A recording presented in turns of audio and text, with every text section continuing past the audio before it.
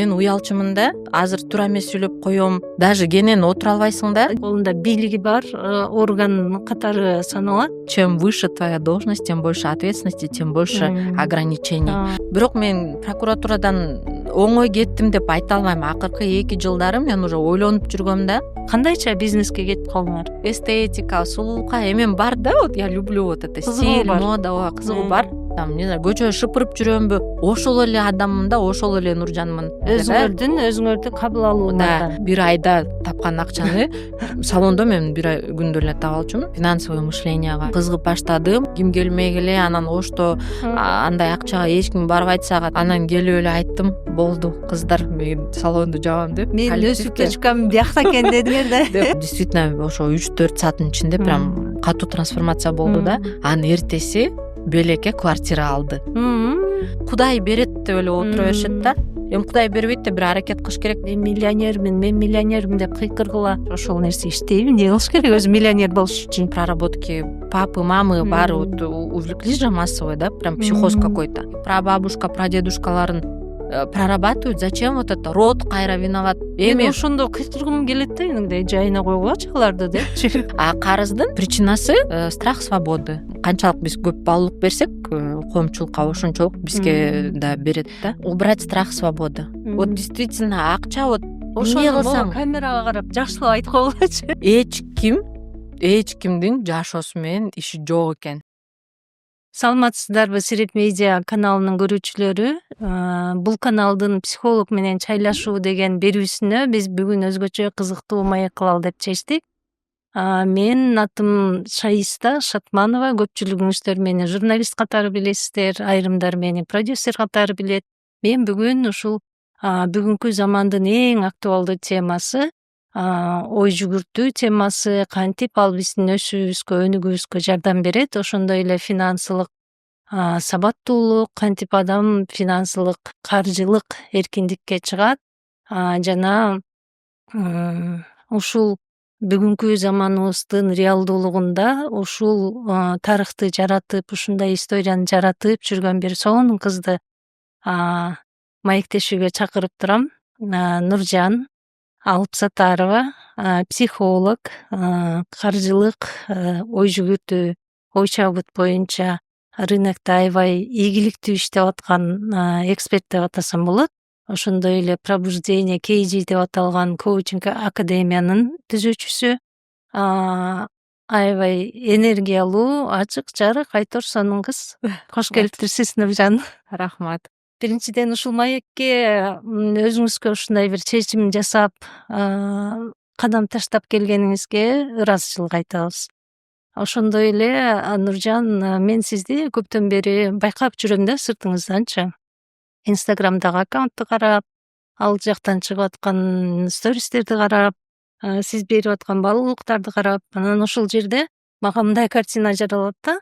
Нуржан аябай ачык, жарык, коммуникацияга, мындай адамдар менен мамиле курууга аябай ачык, анан көп адамга жардам тийсе, бир пайдам тийсе деген багытта ошондой бир маанайда жүргөн адамдын, аябай өзүнө ишенимдүү, аябай бактылуу адамдын картинасын көрөм да. Нуржан, дайыма ушундай беле өзүңөрдүн историяны кыскача айтып берсеңиз? Жок, мен дайыма ушундай болгон эмесмин. Бүгүнкү күнгө вот именно кыргызча подкастка келгеним себеби акыркы күндөрү жана Яка бренд менен бир конфликт деп айтсак болот, бир ызычуу болду. Анан ошондо мага бир триггер болду да. Именно ошол Яка брендтин негиздөөчүсү мынтип айтты да: эмне үчүн мен кыргыздардын орнаменттерин колдоно албайм? И силер деле биздин орус тилибизди колдонуп жүрбөйсүңөрбү деп. Анан мага мындай триггер болду да, анткени мен кички кезимде, ошо 90-жылдары мени ата энем ошондо мода болуп баштаганда жаңы Кыргызстан эгемендүү болуп, анан үйдө орусча сүйлөгөндүктөн мени кыргызча садикке, бала бакчага беришти ата энем.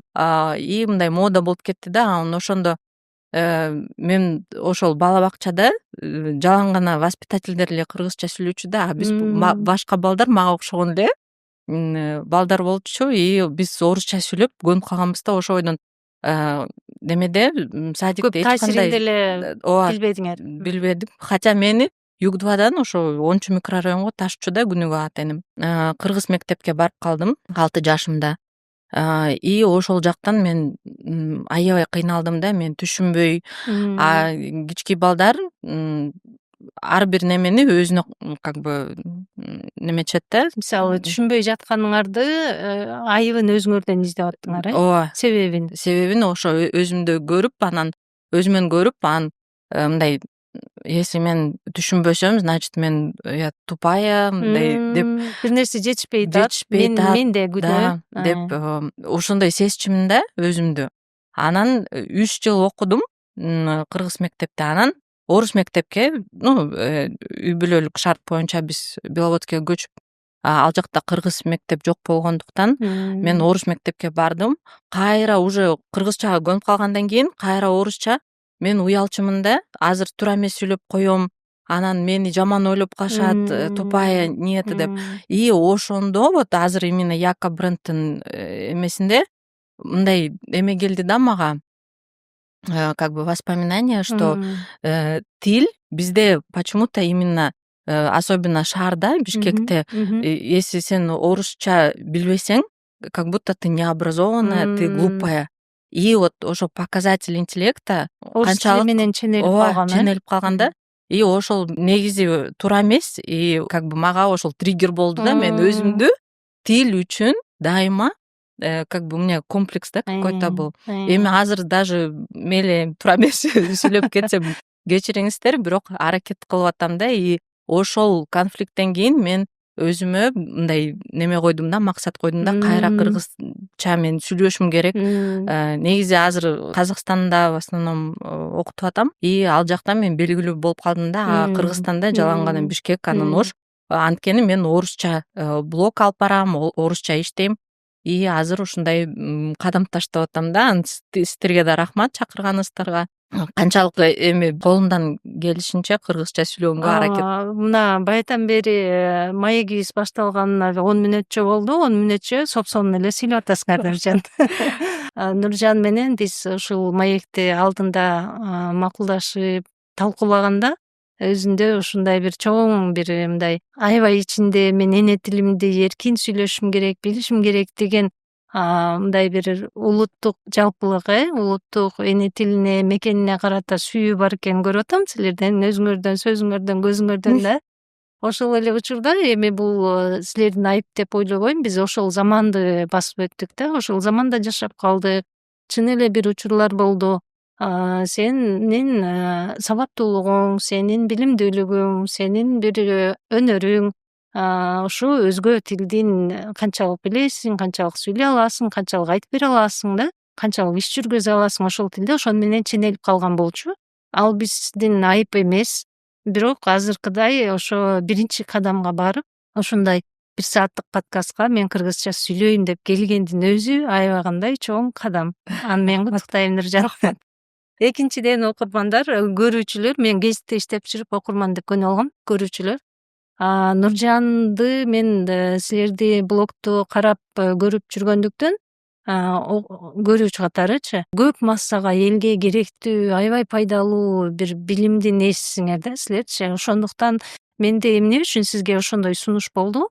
Анткени силердин өнөрдү, силер берген бир баалуулукту, жакшылыкты мүмкүн болушунча көп адам билсе, көп адамга жетсе деген аракет болду. Ошондуктан ошо өз тилиңерде, эне тилде сүйлөп чыгам деген кадамыңыз аябай жүрөгүмдү жылытат атат азырчы. Эми өзүбүздүн темага кайтсак, Нуржан, мен силердин биографияны карап чыктым. Ал жерде Кыргыз Орус славян университетинде психология боюнча билим алыптырсыңар. Андан кийин экинчи жогорку билим юридикалык академияда, башкы прокуратурага чейин карьера жасапсыңар, прокуратуранын кызматкери катары. Анан туруп бац кетип калдыңар да ал жумуштанчы. Биздин коомдо кандай? Прокуратура мындай бир колунда сүрү бар, колунда аброю бар, колунда бийлиги бар орган катары саналат. Анан эне аталар, адамдар өздөрү деле, жаштар айлап жылдап ошол жерге бир мындай бир бутум илинип калса экен, ушул системага кирип алсам экен деп аябай аракет кылып чуркап, жана айлыгы жок болсо дагы, башында жана штатка кире албаса дагы жылдап ушул неменин кыялдын артынан чуркап жүрүшөт да.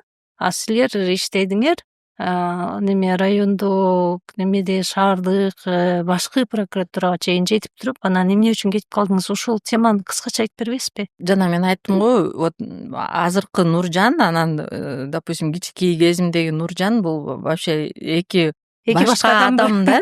Анткени вот мен ошол мектепте окуп жүргөндө ошол тил үчүн мен өзүмдү мындай неуверенный сезчүмүн да. Оюмду кенен мындай айта албай, жеткире албай, мындай закрытый эме болчумун. Азыр деле классташтарым мени көргөндө таң калышат да. Сен ушунчалык проявленный болуп калдың, бул кандайчы сен ушундай блогту мындай ну как бы легко ведешь. Анан прокуратурага киргенде да ошондо да таң калышкан да.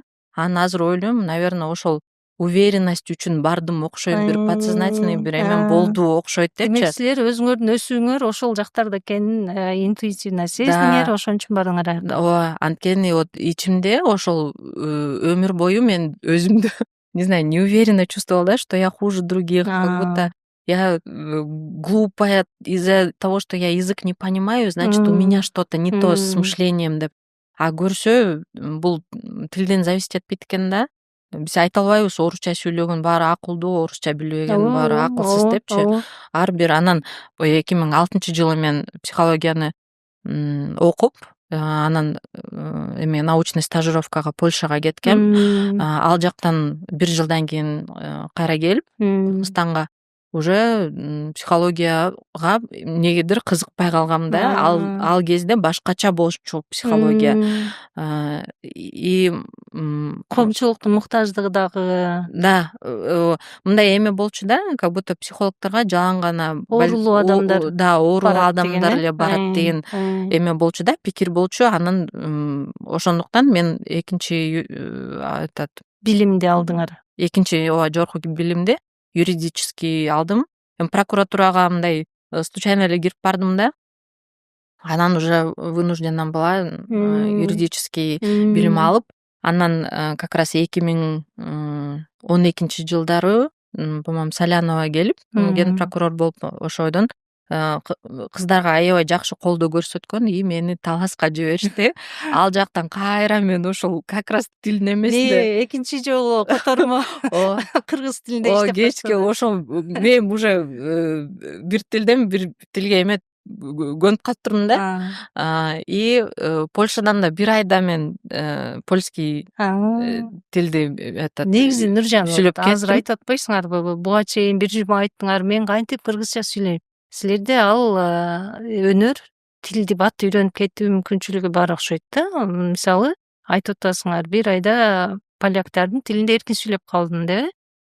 Таласка барып, аябай сонун кыргызча болгондо да мен түшүнөм да, прокуратура бул термин мунун бардыгычы. Анан ошону ошол иш өндүрүмдө кыргызча алып жүрүү оңой иш эмес негизинчи. Мындай эме болгондо 90-жылдары ошол мен вообще ата энем мындай прям советский аябай мындай мышлениядагы адамдар да. Анан развал союза болгондо менин атам мындай ойлоптур да. Почему-то он так думал, что, видимо, если англис тил билген деле турмушум башкача болмок деп. Анан, естественно, ар бир адам то, что өзүнө и мени 6 жашыман бери англис тили окуу, англис тил билсең эле сонун болуп кетет жашооң. Ошо любой башка чет мамлекетке иштеп кете аласың, жашай аласың. Ну, как бы все двери будут для тебя открыты деген ой менен мени 10 жыл ошо мен мектепке окуганча ошо англис тилин окуп жүрдүм да. И баягы комплекстер, оказывается, адамды эме кылат турбайбы? Ошол жагына сен как басым кылып, ошол жагынан күчтүү болуп калат экенсиң да. И вот азыр мен ойлойм, мен еще мектепте англис тилин, а француз тилинде окугам да. Анан еще вообще негизи мен Польшада эмне байкадым? кыргыз тили ушунчалык жумшак экен, любой тилде үйрөнүп кете алат экенбиз да. ооба Акцентсиз сүйлөп, менин мисалы үчүн мен телефон менен сүйлөшкөндө даже билбей калышчу да, что я иностранка, поляктар. Ошол анан ошо Таласка барганда аябай таластыктар эми андайга эме да, как нетерпимые. талабы Орусча, күчтүү. ооба, Эмне үчүн сен орусча да сүйлөп деп атасың? аябай уят кылышчу да. Ага. Анан, конечно, и ошондо кайра ошо баш прокурор да эме талап кылган болду, кыргызча бүт тиги дело производства кыргызча тилге өтүш керек деп. Ошол бойдон үйрөнүп кеттим, бат эле үйрөнүп кеттим, тем более ошол чөйрөдө жүргөндө эми кыргыз болгондон кийин все равно бат эле үйрөнүп кеттим.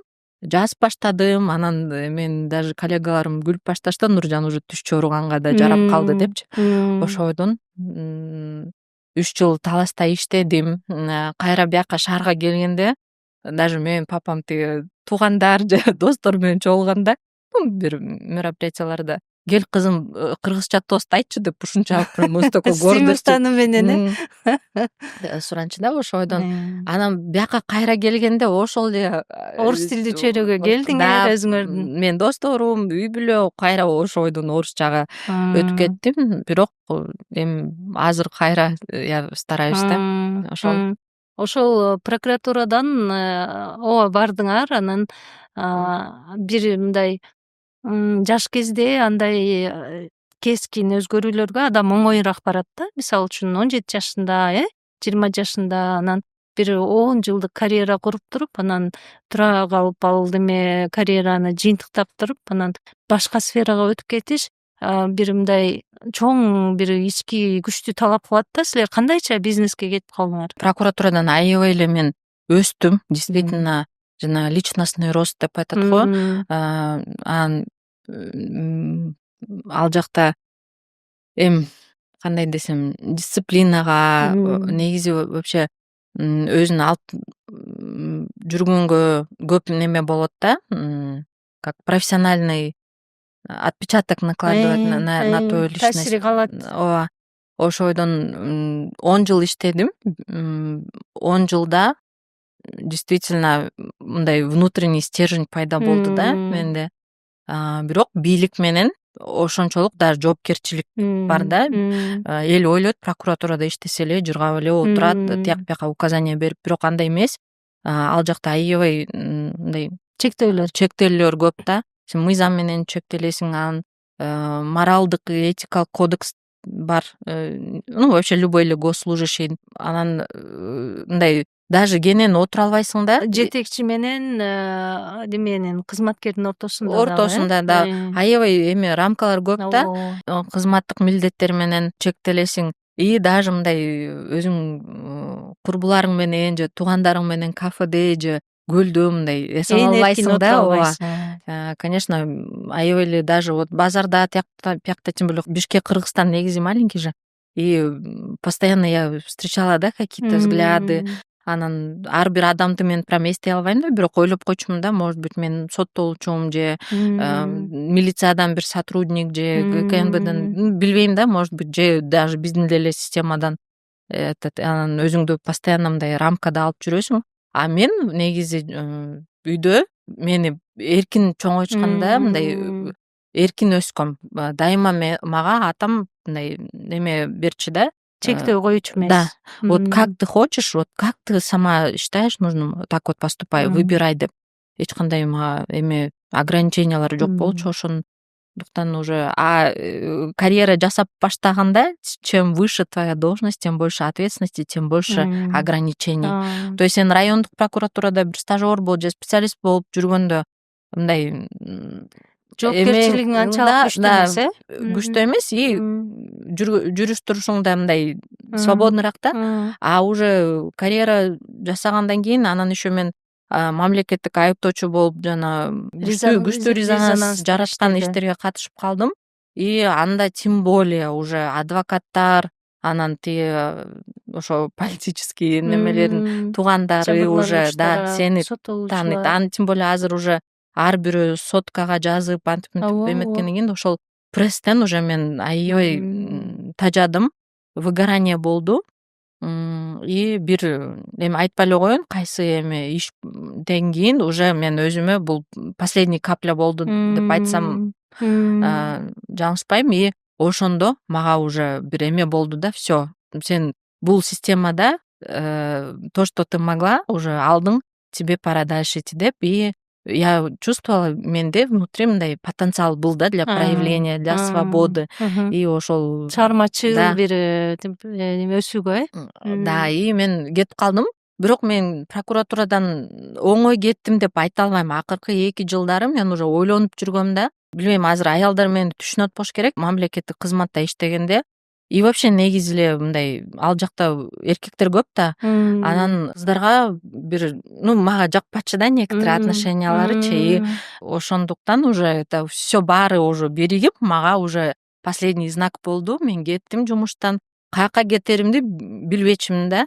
Адвокат болуп иштесем деле болмок, бирок уже ушунча кайра эле ошол система правосудияга ушунчалык мен тойдум. Анан кайра эле кечээ надзирать эткен, допустим, көзөмөлдөгөн тергөөчүлөргө кайра ошолордун кабинеттерине барып жалдырап эметемби, же ошо сот системасына вообще уже система правосудияга жакындагым уже келген жок.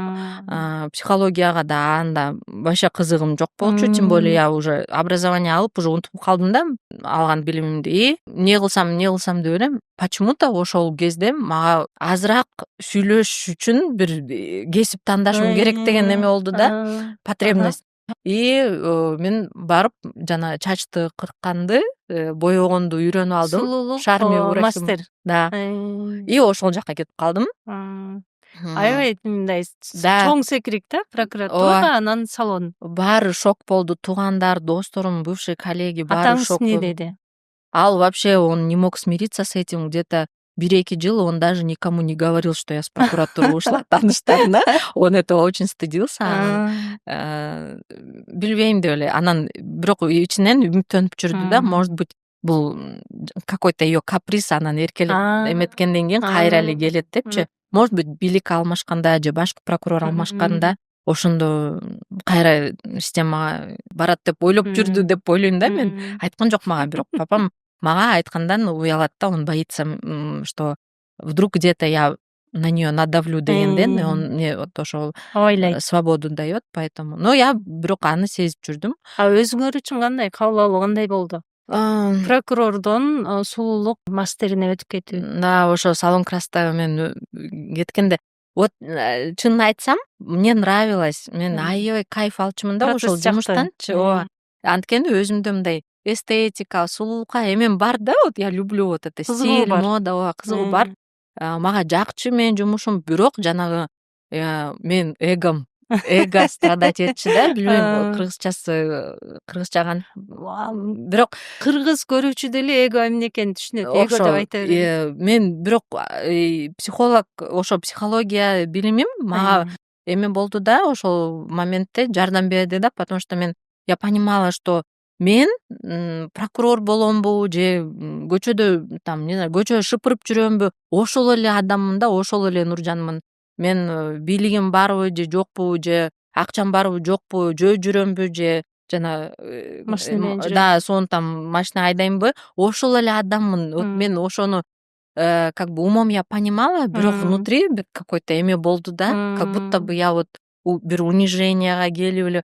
Я понимала, что дело жана сырткы немелерде эмес, менин должностумда эмес, только ички бир немелеримде да. Өзүңөрдү кабыл алуунда. Анан ошондо мен параллельно как раз салондо бирок жакшы акча тапчумун да. Бир күндө мен жана прокуратурада 1 айда тапкан акчаны салондо мен 1 күндө эле таап алчумун.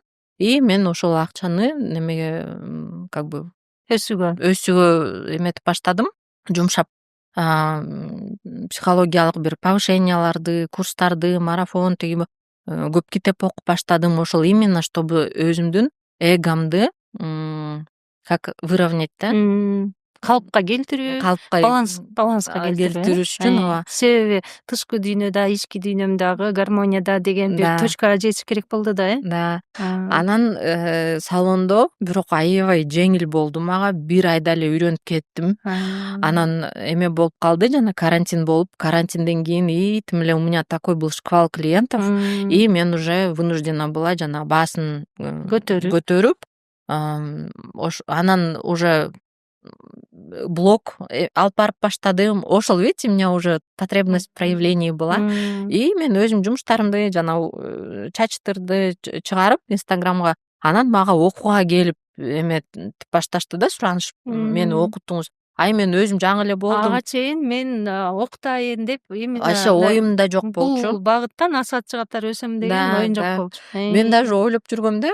может быть, даже я в глубине души я допускала, да, вдруг я, если что, кайра эле прокуратурага барам депчи. Эми я же не буду до пенсии парикмахером работать деп. Анан уже өздөрү сурап баштагандан кийин мейли окутуп көрөйүн деп окутуп көрдүм. Анан уже бир кабинет неметчимин да, арендага алчумун да, кабинетке батпай калдым уже, жана окуучулар менен ошо ойдон салон ачтым. Вообще мен как бы өз жашоо уже өзү түртүп баштады да, ошо масштабкачы. Өзүңөр моуну кылам деп чуркап эмес, тескерисинче рыноктун запросу силерди өстүрүп атыптыр да, улам, Да. И анан школа красоты ачтым, аябай сонун немеде. И параллельно жанагы психологиялык сабактарды өтүп атып, повышение эмеге кызыгып баштадым да, жанагы финансовый мышленияга кызыгып баштадым. Ошону окудум и параллельно еще трансформациялык оюндарды үйрөнүп, ошолорду да өткөзүп баштадым. Анан бир жолу мындай эме түштү да мага, предложение, Ошко сунуш. Ошко келип бизге ошо трансформациялык оюнду өткөзүп бербейсиңерби деп. Анан Ошко барып көрөйүнчү деп ойлондум да. Анан январь, баары айтты мага, койчу, мертвый сезон, ким келмей эле, анан Ошто андай акчага эч ким барбайт сага тыйбу деп. Анан бирок мен ичимен ойлодум да, попробую, раз сунуш түшүп атса, значит потребность бар деп. Анан предоплатасын неметтим, чогулттум. Анан ал оюнга болгону мен жана игровой полема 6 эле киши батат да. Ну эми мен да 6 кишиге мындай свободно өткөзө алам. Бирок киши желающих больше болуп кетти да. Ар бир күнгө уже 8 кишиден болуп калды да. Анан 5000 сом деп койдум. Хотя баары айтышы, 5000ге ким барат, ким келет сага деп көтөрбөйт, албаны дешти. Эме это было вот Кайсы жыл эле? Где-то 3 жыл мурда болуш керек да. 21би, 22би. Анан барып өткөздүм, сонун өттү баары. 2 күн өткөздүм. Ошо 2 күнүн ичинде мен где-то $1000 таптым да. Күнүнө прям целый день я өткөзгөн жокмун, болгону эле 3-4 саат эле. Анан келгенде мен ойлондум да, бул акчаны мен салондо мындай оор эме менен табам да. Биякта жеңил эле 2 күнүн ичинде эле таап алдым. Салондо где-то анын бир ай иштетиш керек, анын эмелери көп да, чыгымдары көп, майда чыгымдар. Да, и самое главное, очень много энергетически временем, да, вкладываешься в салонный бизнес. Анан келип эле айттым, болду кыздар, мен салонду жабам деп. Мен өсүп өчкөм биякта экен дедиңер да. Деп, ооба. И уже ошол кезде прям действительно мени зажигать этти да ушул сфера. Өзүмдүн да немелерим, трансформацияларым өтүп баштады. Анан акча, оказывается, ошондо мен билдим да, что по доходу можно понять уровень мышления, масштаб мышления. Вот азыр деле сиз мага жана акча боюнча эме айтсаңыз, мен сразу характеристика берип коем да, насколько человек свободно мыслит, насколько өзүн мындай сезет в мире, и канча эме ценность, баалуулук берет да миру. Коомчулукка, Ошо анан ошо ойдон салонду жаап, ошо ойдон кеттим эмеге. Дальше уже кымбат курстарды алып баштадым. Над своим развитием стала еще больше работать. Квалификацию прям аябай экспертность жогорулаткым келди да.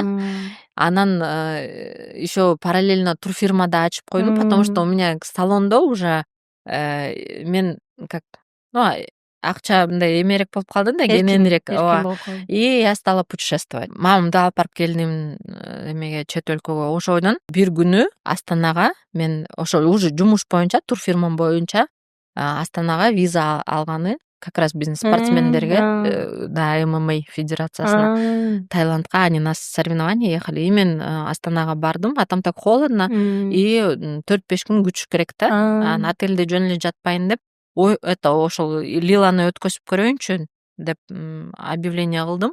Сразу көп киши жазылып баштады. Реклама берип койдуң. Да, таргет анда $1 күнүнө болчу да, база. Анан келишти, ойношту, тоже довольны, аябай потребность прям неме болду да. Отелде отуруп эле акча иштеп койдуңар. Визаны күтүп атып. Ооба. Виза да алдым, кстати. Анан ал балдар да барып, кстати, утуп келишти да. Аябай неме ресурстук плюс дагы абал болчу да. Плодотворный. Анан бир кыз ойноп, Лила прям аябай действительно тяжелый, как бы эмоционально тяжелый оюн болду да, ыйлады, көп неме коркунучтары, тиги таарынычтары чыкты ата энесине. Анан действительно ошо 3-4 сааттын ичинде прям катуу трансформация болду да. Анан эртеси белекке квартира алды. Өзү күткөн эмес аны. Ооба, күтүүсүз болду. Анан мага чалып тим эле ушунчалык ыраазычылыгын билдирди. Билбейм, батасын берди окшойт. Ушунчалык прям мен да воодушевление алдым да. Анан ал кыз мага эме реклама жасап баштады, сарафанка боюнча. И анан аудиториям баары Инстаграмда ошо Казакстандан мага подпискалар келе баштады, запростор түшө баштады. Анан даже Астанадан мага келип $300 Лила ойноп кетишчи да, ушундай учурлар да болду. И окутасыңбы, мен да ошо игра практик болгум келет деген немелер түшүп, предложениялар түшүп, ошо кайра эле как бы жашоо мени кайра эле өзү түрттү да. Анан почему нет деп, значит, өзүмө эме жыйынтык мындай чыгардым да, значит, мен туура багытта келатам, значит, мен действительно бир элдерге какой-то бир баалуулук берип атам. Ошон үчүн уже өзү Кудай эле эметип баштады да, мени колдоп. И ошол ойдон ошол жака азыркы ушу пробуждение деген школа коучинга эмне үчүн пробуждение деп койдуңар? То есть ойгонуу да, э? Анткени өзүм деле ойгондум да. Вообще, когда ошо прокуратурада, негизи госслужбада иштегенде эмең болот да, бир иллюзияда жашайсың да. Ойлойсуң, что вот менин көз карашым, менин жашоонун восприятиясы туура депчи. Элдин баары вот бийликке умтулушат. Анан ушул ценность депчи, ушундай бир какой-то бир немелерге жүрөсүң да. Анан бирок ошол из-за рамок контакт жок да с собой. Өзүңдүн ички дүйнөңдө эмне болуп атат, эмне каалап атасың, мен киммин деген эме теряется у тебя, вот это понимание. И мен өзүм ошол, пробуждаться эттим деп ойлойм. Анан ойлоп таптым, не знаю, өзүнөн эле. Жакшы жарашат негизи. Пробуждение коучинг академиясы. Лила боюнча сөз болуп калбадыбы? Азыр трансформация, өзүн өзү өстүрүү деген темада кеңири түшүнүгү бар адам көрөт бизди. Азырынча эми ойгонуп баштаган, эми бул теманы кызыгып карап баштаган адамдар көрөт да. Ошон үчүн Лила трансформация оюну ал эмне, ошол жөнүндө кыскача түшүнүк берип койсоңуз. Кыскача айтканда, бул психотерапия эле, только оюн форматында да. Допустим, бир адам бир максаты бар да. Может быть, акчадан өсүү же мамиледе, да, же ошо үй бүлө куруу да. Билбейм, эми разный. Даже бесплодияны прорабатывать этишет да. Допустим, хотят вот ребенка завести. Анан ар бир биздин немебизде максатыбызга жетиш үчүн жалаң гана биздин ошол ой жүгүртүүбүз тоскоол болуп атат. Тоскоол болот да. Это что, то есть коркунучтар, таарынычтар, как вина, күнөө, өзүнүн өзүн күнөөлүү өзү сезүү күнөөлүү, же бирөөнү күнөөлөө, да, и ошол немелерди, коркунучтарды, ошол таарынычтарды ошол оюн форматында алып чыгарып, анан ошол жактан проработка кылса, адам уже жанагы максатын уже мындай бир пландаштырат алат да, мындай түшүнүп келет, что бул менин максатым реалдуу, мен ага жете алам, жөн эле ошол коркунучтар менин башымда эле экен. бир ишеним жаралат турбайбы, Да, жашоодо мындай бул максатка мен оңой эле мындай кадам таштасам эле мен жетем деген неме келет да, инсайт. Ошол.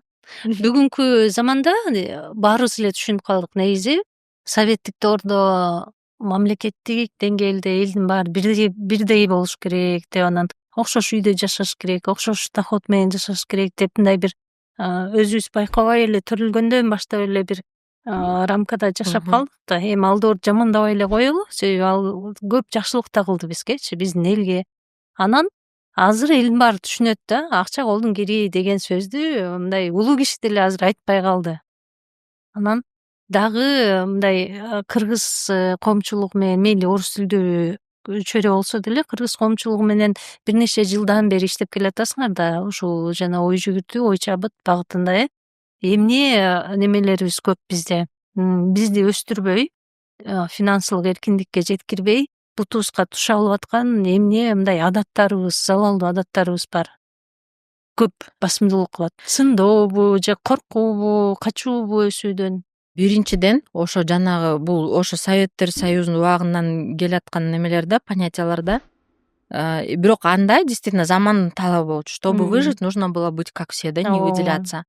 И вот этот эл эмне дейт? Эң биринчиси, адам все время эмеге, элге же общество, Коомчулуктун көз карашына көз каранды. көз каранды, ошол эң биринчи.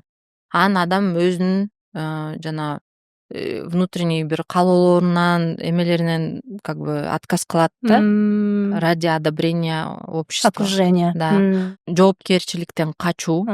Анткени кайра эле ошо эл көнүп калганда, азыр бийлик мага бирдеке ооба милдеттүү жасап бериш керек, анан бир какой-то условияларды түзүп бериш керек, анан жумуш бериш керек, анан ошондо мен мындай снизойду, анан одолжение кылып иштеп берем, анан өзүмө акча табам деген эме да, менталитет. Дагы деле эл күтөт да, что атайын бирдеке жасап бериш керек, анан күйөөм жасап бериш керек, бизнес ачып бериш керек деген ушундай эме да, өзүнө адам жоопкерчилик ала албагандыктан, бул инфантилизм деп айтат. То есть дагы деле паспорт боюнча там 30, 40, 50 болсо дагы жана деңгээль, өспүрүм боюнча калып кеттик. Да, кички бала немесинде калган да. То есть как будто бы жана как сказали, гордыня. Корун намыс, Текеберчилик. Дагы деле эң акылдуу менмин, мен баарын билем деген ошол эң биринчи эме да, өсүүгө ошол, да, адам өзүнө өзү душман болот да. То есть эч кандай чектелүү жок. Негизи вообще ар бир адам любой максатка жеткенге эмеси бар да, потенциалы, мүмкүнчүлүгү бар. Бирок ошол биздин внутренний эле немелерибиз ошол кое бербейт, да. И допустим, бизде мындай кандай менталитет да, текеберчилик бул эмне? Мен өзүм баарын билем, развиваться мне незачем. Баарын окуп койгом, түшүнүп койгом. Да, мен билем. Таксист менен сүйлөшсөң да эметип баштайт да. Мен президент болсом эле тим эле кыйратып салмакмын да, прям гүлдөтүп салмакмын. Ал оңой эле да депчи. Анан депутаттарды ойлошоп жакшы көрөбүз. Ошончо адам бийликте отуруп, как будто бы алар ошол бул таксист жеткен ойго алар жетпейт да, баары толпой. Ушундай бир неме да, то есть все время өзүнөн мындай ийгиликтүү адамдарды өзүнүн эмесине түшүрүш керек да, обесценивание деп. Ошол гордыня, вот это самый наш главный враг. Анан дагы эл бизде иллюзияда жашашат. То есть дагы деле күтүп отура беришет да, что бир жактан бир какой-то неме түшөт, же вот мен ушунча жыл кыйналдым, там тинтим, анан эми азыр везение, бир удача болуш керек дегендей да, то есть Кудай берет деп эле отура беришет да.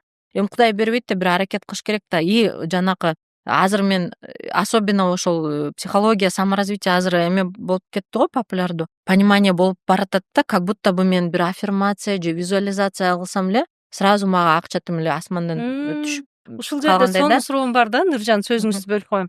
Коомчулукта вот бир айдын ичинде, акыркы айдын ичинде жанагы неме криптовалютага байланыштуу MC Coin, туура айттымбы, Айтор?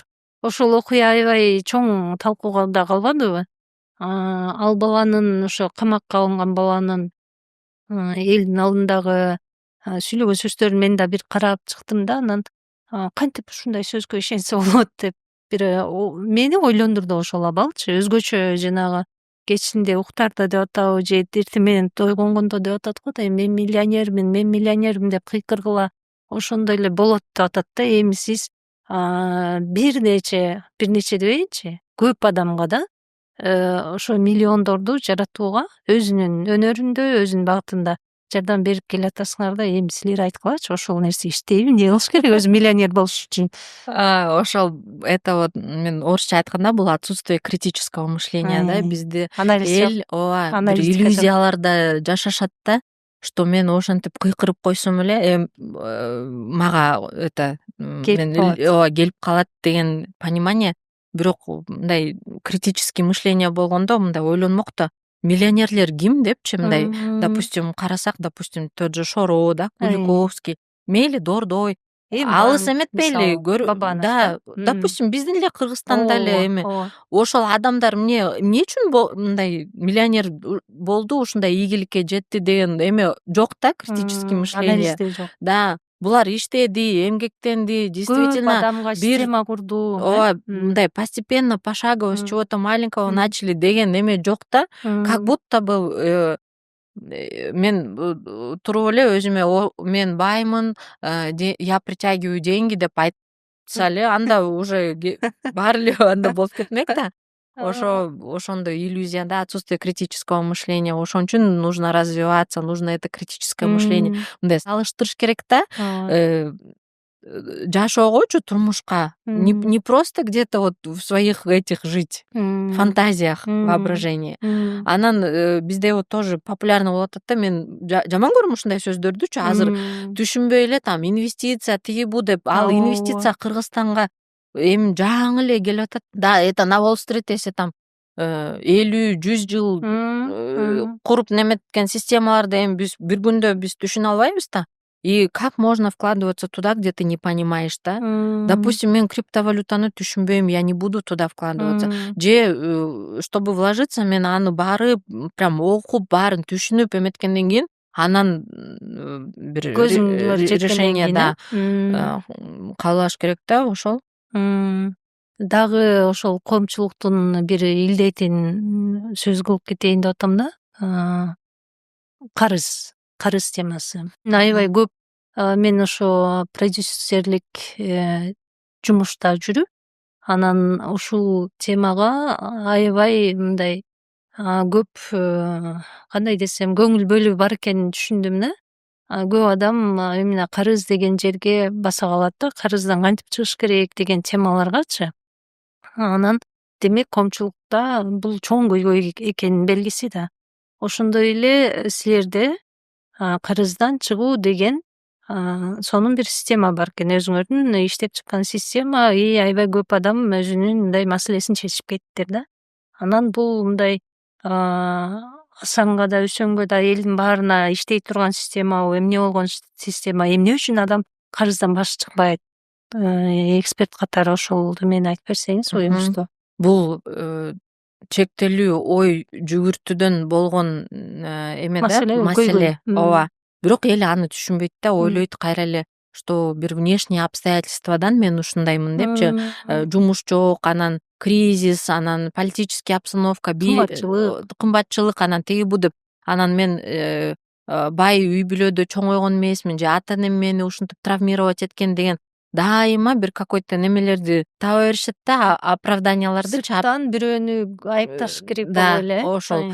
Маселени өзүнөн издебей Издебейт. атасыңар да. Да. Бул менин ой жүгүртүүмдүн натыйжасы деген ошондой эме жок да, понимание. А бирок бул, если так посмотреть, возможность эми азыр если так караганда Кыргызстанда бай адамдар көп да. Биз баарыбыз, значит баарыбызда мүмкүнчүлүк бар да, ошо акча бул чектелүү эме эмес да, как бы в мире деньги же не ограничены, не закончатся никогда, да. Чектелүү эмес. Допустим, бул если, например, так мыслить, то воздуха тоже, да, на всех не хватило бы. А бизде мындай понимание да, вот кыргыздарда, что акчанын баары Америкада, Чикагода, анан Москвада, анан тияк биякта, анан бай үй бүлөлөрдө эле депчи. Бирок азыр ошол жана мен атап кеткен, допустим, ийгиликтүү адамдар, булар бай үй бүлөлөрдө чоңойгон эмес да. Же мынтип үйү басып жаккандыкты алат. Или вот азыр тоже вот жана проработкага аябай прям берилип кетишти да, адамдар кечке ата энесин, тиги прабабушка, прадедушкаларын прорабатывают. Зачем вот это? Род кайра виноват да. Мен ошондо кыйтыргым келет да, мындай жайына койгулачы аларды депчи. Ошол, и вот пока адам өзүнүн ичинде тапмайынча, же как сказать, пока вот не поймет, что проблема внутри меня, да, он это не сможет проработать. А карыздын эмеси, причинасы страх свободы. Если вот так посмотреть, то есть адам көнүп калганда напряжение, да. А напряжение бул эмне? Биздин подсознанияга бул безопасность да. Канчалык мен напряженияда болсом, ошончолук мен өзүмдү мындай коргой алам и безопасностьта болом деген неме да. Даярмын деген тура калып чуркап кеткенде, качып кеткенде. Анан расслаблениядан коркот да. Расслабление бул жашоо, жашоодон бир какой-то эме алуу, жана как удовольствие алуу да. И поэтому карызга обычно ошо люди такие напряженные, тревожные, у которых потеря чувства безопасности, которые боятся, да, свободы, ошондой адамдар карызда мындай психика карызга эметип калат да. Байланып калабы?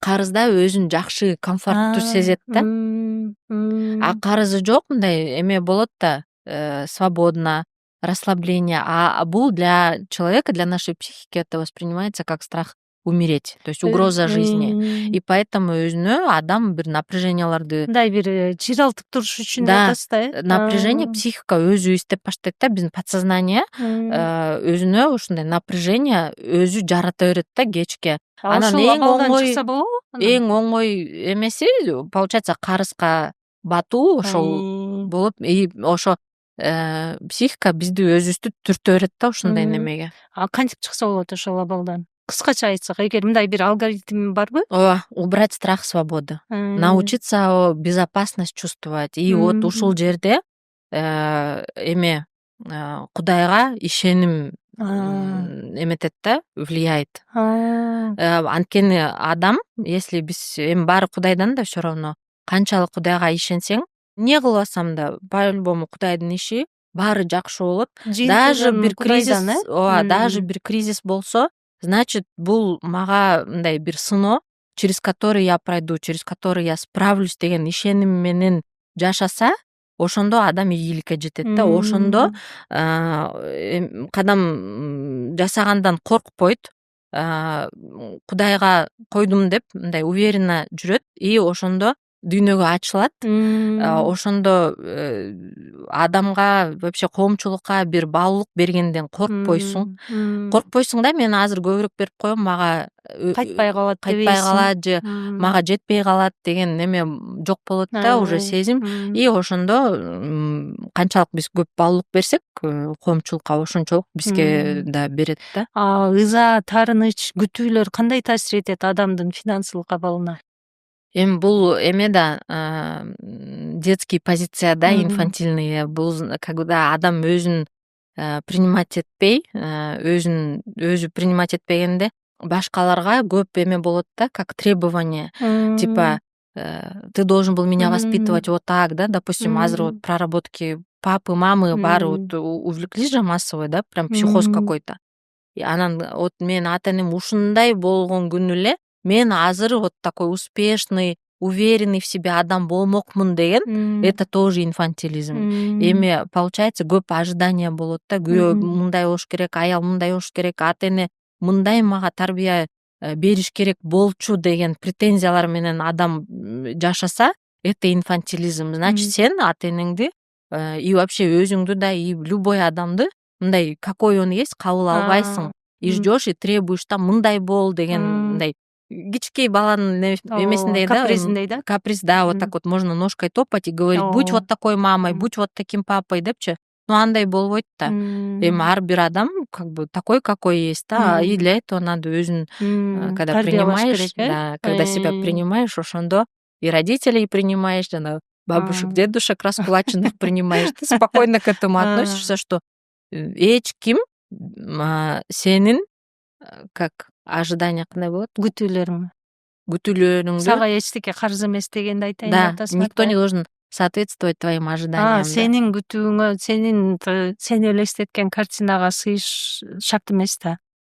Да. Мен мисалы Нуржан деген мондай, же болбосо менин иним мындай, менин күйөөм мындай деп элестетип алдым да, ал адамдын реалдуулугу андай эмес. Ооба. Ошону айтып То атасыз есть, да, что ар бир адам сен өзүң оюңда түзгөн образга дал келбеш керек да. То есть никто не обязан тебе, да, быть тем родителем, которого ты ждешь, чтобы он был. Вот. Же там бир тууган мындай, анан жардам бериш керек, тиги бу деген, это тоже, да, инфантилизм. Никто никому ничего не должен. И родители ничего не должны. Иллюзиялар жөнүндө сүйлөштүк. Эми менде мындай суроо бар сизге. Макул, тиги эне атаны жайына койдук дейли. Жакындардан бир күтүүлөрдү жайына койдук дейли. Бир нерсеге мындай, мен азыркы замандын мүмкүнчүлүктөрүн кабыл алам, мен дагы өсөм, өнгөм деп ичинен адам бир чечимге келип атат да. Анан ошонун бир мындай эмне кадамдардан башташ керек адам? Дароо эле болуп кетпейт, азыр жана болуп кетти деген тема коомчулукта көп талкууланып атпайбы? Бирок эмнеден башташ керек? Кичинекей кадамдарды айтып берсең, э? Мен мисалы бир Асанды алалычы, Асан финансылык жактан эркиндикке чыгам деп чечтим да, бүгүн чечти, күз күнү карады, өзүнө айтты. Дальше эмне кылыш керек? Биринчи өзүнө бир максат коюш керек да, акча эмне үчүн керек мага деген. Ошол суроону чечиш керек. Да, если, допустим, мага акча, чтобы өзүмдү уверенный сезиш үчүн, же бирөөдөн мындай, как сказать, возвыситься. Абройлуу көрүнүш керек. Же күйөөмдөн жана көз карандысыз болушум керек деген, если мындай жеке бир эме болсо, то акча келбейт да. Андай болбойт, это так не работает. Акча бул ресурс, и бир чоң какой-то бир целге, максатка инструмент, да. Вот ошол максатты табыш керек да. Для чего мне деньги? Если просто эго свое потешить, над кем-то возвыситься, да, так не работает. Потому что, получается, акча сага уверенность бербейт, безопасность бербейт, сени сүйүү бербейт, да, сен бир башка адамдардан бийик болуп кете албайсың акча аркылуу, да. Сен ошол эле адам болосуң, только акчаң болот да, и все. И вот если байкап көрсөк, бай адамдар бул кайсы адамдар? Алар идея менен, бир максат менен прям күйгөн адамдар да. Допустим, алар дүйнөгө, элге, коомчулукка көп баалуулук беришет да. Ошо канчалык дүйнөгө ачылып, ошол вот, кстати, жадность тоже, да, надо убирать, поэтому берсең, ошончо сага келет да. То есть на твою цель акча болот. Ошол цель, максат сени мындай прям эметиш керек да, зажигать этиш керек да. Күйүп жанып турушуң керек, э? А если мындай жөн эле вот внутреннее, чтобы вот эго потешить, возвыситься над кем-то или какие-то бирөөгө бир нерсе далилдейм деп, да. Да, анда да вот бул эме кайра эле ошол гордыня, да, текеөрчүлүк. Ийгилик жөн эле асмандан түшө калып айтып атпайсыңарбы, э? Негизи ийгилик дегенге ээрчип, ийгилик болсун деп дагы тостторду көп айтабыз го. Негизи ийгиликке ишениш керекпи же адам иштеш керекпи? Эми ийгиликти эл мындай кайра эле иллюзорно эме деп сезет да, что-то, что вот само по себе какой-то счастливый случай, да, удача. ал андай болбойт. Ар бир ийгилик бул көп мындай кадамдардын натыйжасы да. И ийгиликке мындай бир күндө сен келе албайсың. Только бул дисциплина, анан допустим, ну бирдеке даже болбой жатса, кайра эле вот ошо аракеттене берсең, ошондо ийгиликке жете аласың да. Бул эме эмес, мындай, как это, не удача, да, не счастливый случай какой-то. Аны күтө берсек, өмүр бою просто күтүп ошо ойдун күтүү менен өткөтөсүң да. Поэтому ошону түшүнүш керек, что ийгилик бул только эмгектенүү, только бирок ошол как аракеттер эффективдүү болуш керек да. А эффективность зависит от нашего развития. Поэтому обязательно окуш керек, бир какой-то эме мышленияны же вообще любой өзүңдүн кесибиң боюнча да профессионализм и энергию, потенциал нужно накапливать. Биз азыр Бишкектин, Кыргызстандын реалдуулугун алып көрчү болсок, ооба, өзгөчө таксиге түшкөндө мындай талкуу дароо эле немеден, саясаттан, анан ошо акча тартыш, кымбатчылык, кедейчилик да, ошол жөнүндө сөз болуп кетет. Анан ал чөйрөдөн чыгып, анан силер сыяктуу чөйрөгө келгенде мен башка бир параллелдик жашоодогу Бишкекте жашап аткандай мындай эки бөлүнүп кетет да, менин эмемчи, картинамда. Аябай берекелүү Бишкек, берекелүү Кыргызстан, анан аябай жакыр жашап аткан Бишкек, жакыр жашап аткан Кыргызстан депчи. Анан тиги группадан бияка секириш үчүн эмне кылыш керек ошондо? Бул жакта эме деген понятие маанилүү да, реальность деген. Реальностьты Иллюзиядан кетиш керек деп атасыз да, жок. Реальностьты эл мындай түшүнөт да, что реальность это то, что есть депчи. Бирок реальность это то, во что мы верим. Вот эмнеге ишенсек, ошол биздин реальность болот да. И кайсы реальностьты биз тандайбыз, ошо бизден эметет да, зависит этет да.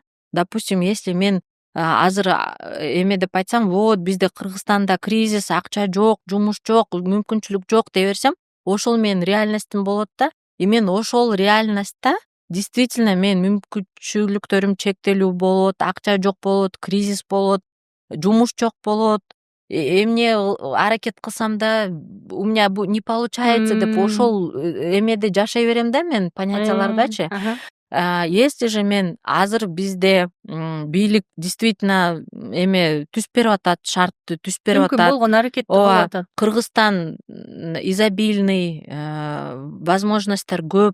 Азыркы учурда действительно да, вот мен азыр менин реальностьтим ушу, я в этом 100% уверена, что азыр акчаны табыш как никогда оңой болуп калды да. Азыр кички бала деле жана ТикТокко чыгып эле акча табат да. Азыр бул не проблема. Вот действительно акча, вот эмне кылсаң камерага карап жакшылап айткыла болчу.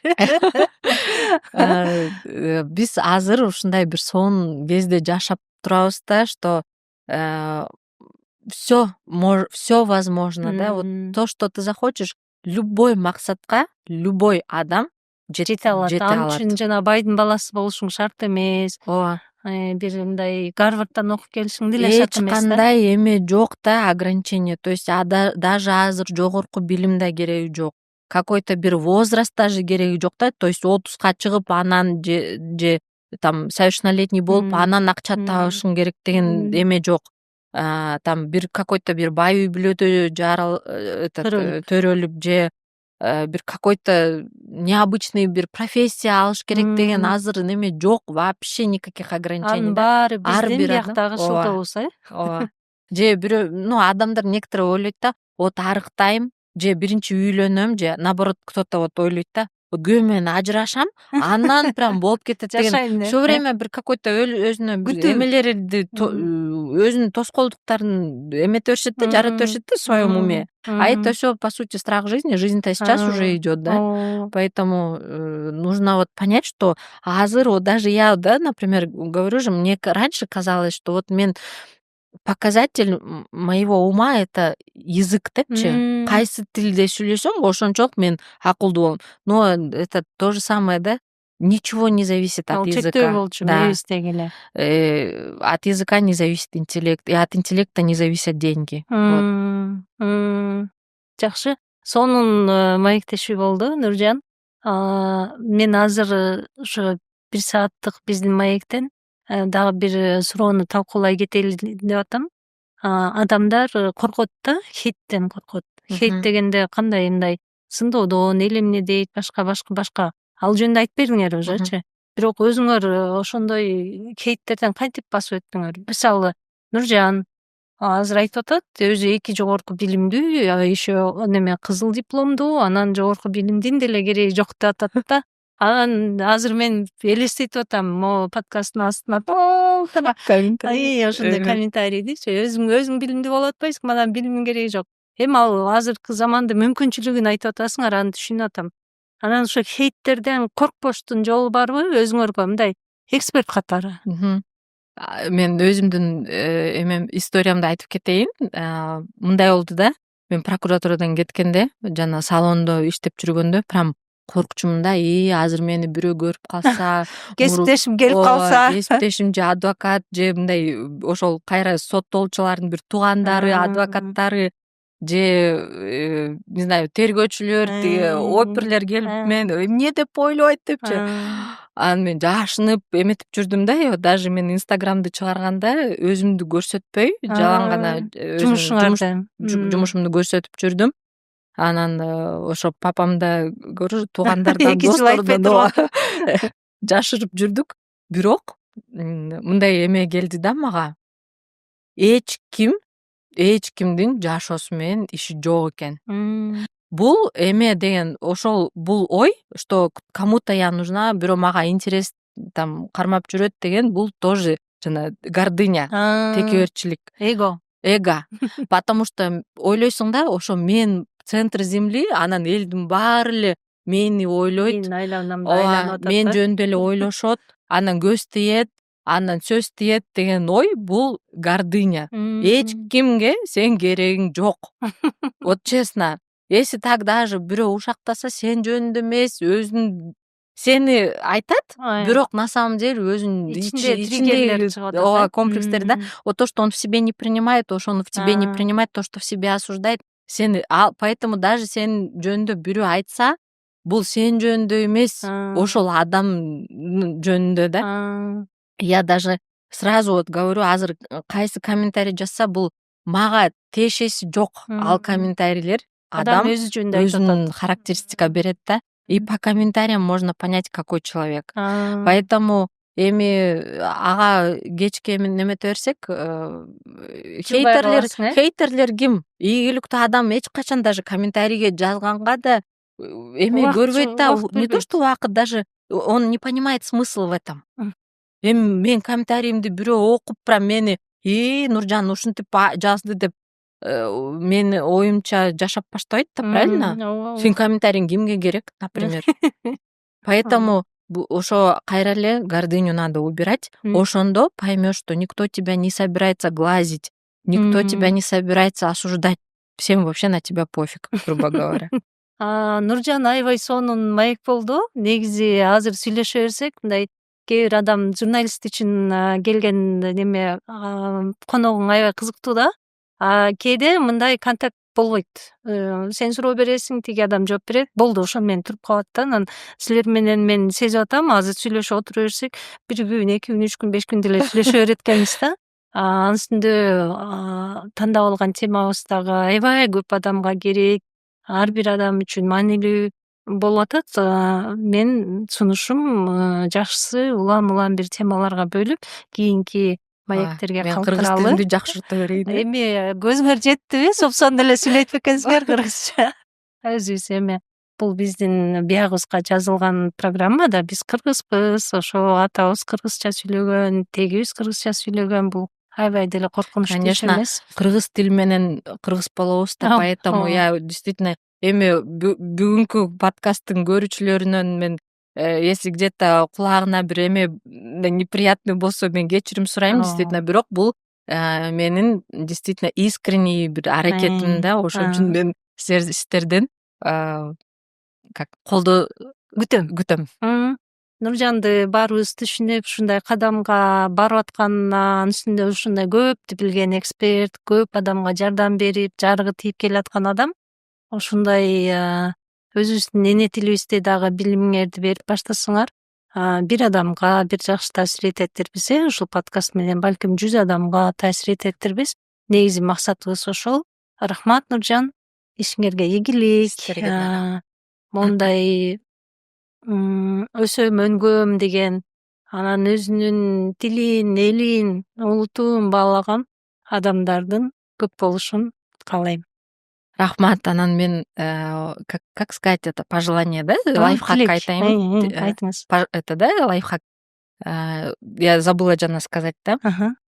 Азыр, может быть, бир какой-то келиндер, да, же үйдө отуруп калган адам азыр мен кандай эмне баалуулук бере алам, мен у меня образованием жок тиги деген эсе ой келсе, мындай айтам да, азыркы күндө вот, например, ойлонуп жазып чыксаңар, мен эмне кыла алам? Бирөөнүн баласын, допустим, 2-3 саат карай алам, же вот камыр жайганды сонун билем да. Же мантыны сонун Түйөм, да, полуфабрикат жасап, хотя бы үйдүн жанында павильондорго таратып, самсы манты же там пельмень түйүп эметип, ушинтип сатсам, акча тапсам болот.